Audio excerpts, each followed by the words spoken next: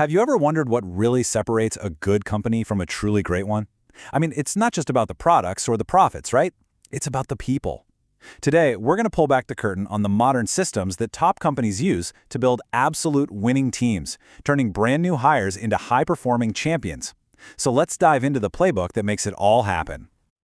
And this quote from Doug Conant, the former CEO of Campbell's Soup, it just sets the stage perfectly. It's this powerful idea that all that external success, market share, happy customers, a great brand, it all begins internally. You got to win with your own team first. So what's the ultimate prize in this whole winning the workplace game? Well, it's this thing called employee engagement. And listen, this is way more than just being happy at work. It's a much deeper emotional investment. It's the difference between an employee who just clocks in and does their job and one who goes the extra mile because they genuinely care about where the company's going.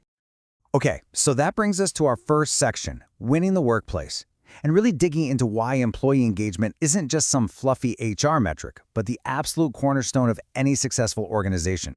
Think of it like this. Engaged employees are basically the high-octane fuel for your company's engine. Why?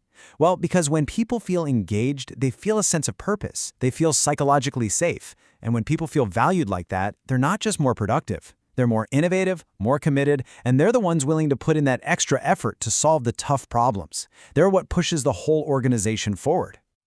So, if that's the goal, how do you actually build this engine of engagement? Well, it all starts right at the very beginning.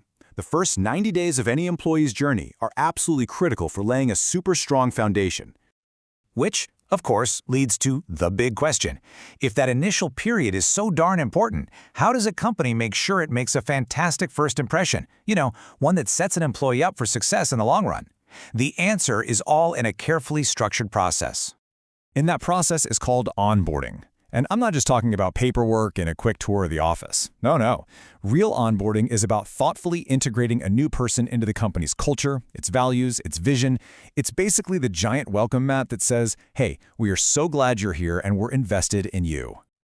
A great onboarding process doesn't even wait for day one. It's usually broken into 3 phases. You've got pre-boarding, which happens before they even arrive. Think welcome emails and getting their computer all set up.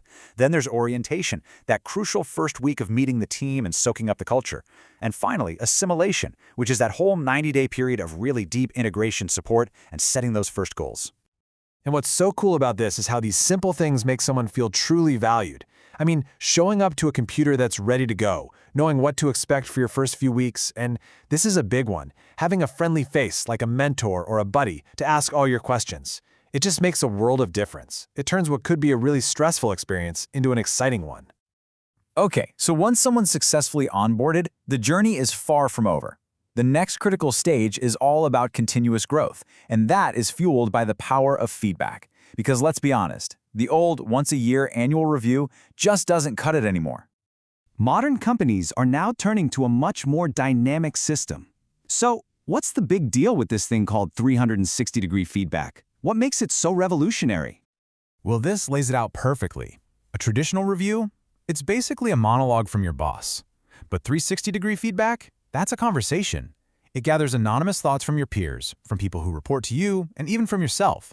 And it's not just about job tasks. It's about those crucial skills like communication, leadership, and teamwork. And the benefits here are just huge. You get a complete, holistic picture of an employee's impact. This seriously boosts their self-awareness, helps them see blind spots they never knew they had, and pinpoints clear, actionable ways for them to grow. It really changes the whole culture, turning feedback from something to be afraid of into a gift that fuels genuine improvement. This chart really nails that 360 concept. See? Feedback isn't just the top-down thing from a manager anymore. It's a full circle of input, with weight given to peers, direct reports, and even the employee's own self-assessment. This is how you get a truly well-rounded and, frankly, fair picture of their overall impact. All right, so we've covered a strategic start with onboarding and a continuous growth cycle with feedback. Now let's connect all these dots and look at the real, measurable payoff of doing all this. And this right here is the crucial takeaway. These 2 powerful processes, onboarding and feedback, they aren't just separate HR things. They are the twin engines that directly fuel employee engagement. They create this amazing cycle of support, growth, and commitment, starting from day one and just continuing on. Okay, But it all sounds great in theory, right? Let's get to the bottom line. Does all this investment in people and process actually translate into real tangible business results? What's the data say? Well, here's the proof. According to Gallup, companies that really nail this and create a highly engaged workforce, they see a staggering 17% increase in productivity. That is a massive competitive advantage, and it proves that investing in your workplace pays off directly in the marketplace. And get this, the benefits don't even stop with productivity.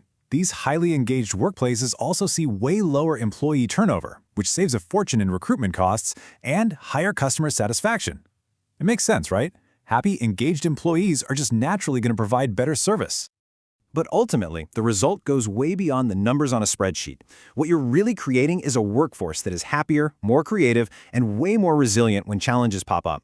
You're building a culture where people feel valued and are empowered to do their absolute best work. So there you have it. The modern playbook for building a winning team. It's not some big secret. It's a really clear path, a thoughtful, structured start, combined with a deep commitment to a journey of continuous growth. That's the formula for winning where it matters most, right there in the workplace. And that leaves us with one final thought, a question to chew on. Looking at these principles, onboarding, feedback, engagement, is your workplace truly designed to win?